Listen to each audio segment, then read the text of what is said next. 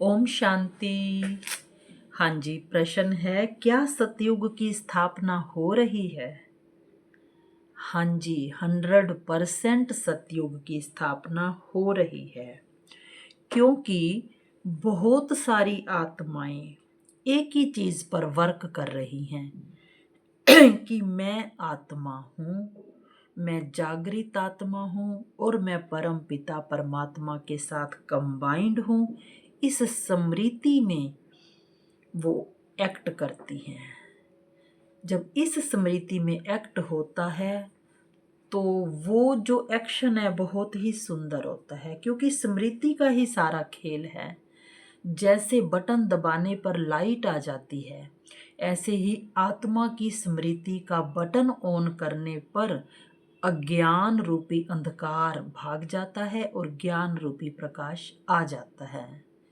तो जब स्मृति होती है कि मैं आत्मा हूँ, तो उसके साथ ही साथ एकदम से ये वृत्ति आ जाती है। स्मृति के साथ वृत्ति जुड़ी है, ये वृत्ति आ जाती है कि इसका मतलब मैं आत्मा हूँ तो मैं अकर्ता हूँ। मैं अकर्ता हूँ तो फिर कौन कर रहा है? स्वयं परमात्मा कर रहा है।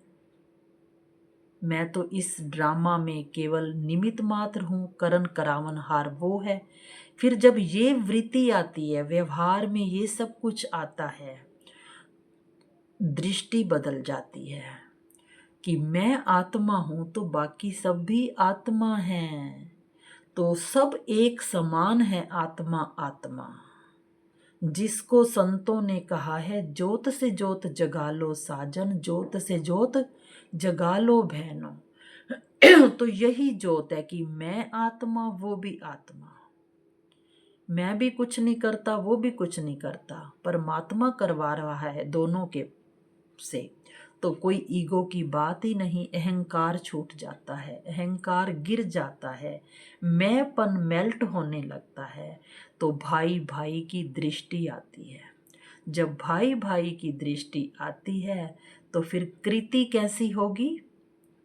कृति होगी शेयरिंग की।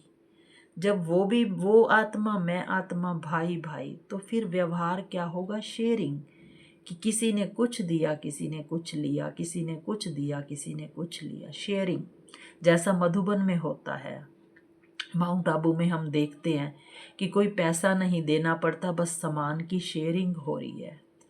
तो जो इतना सुंदर फ्रेंडली रिलेशन बन जाता है, मित्रता का भाव, समता का भाव, प्रेम का भाव, क्योंकि सब एक समान है। जब ऐसी सुंदर वृत्ति होगी, दृष्टि होगी, कृति होगी, तो फिर सृष्टि कैसी होगी? तो सृष्टि तो फिर अपने आप ही सतयुगी होगी, जहाँ प्यार भरे सब होंगे। तो अब इस पर जब आत्माएं वर्क कर रही हैं तो 100% सतयुग तो आना ही आना है। ओम शांति। शुक्रिया मेरे बाबा।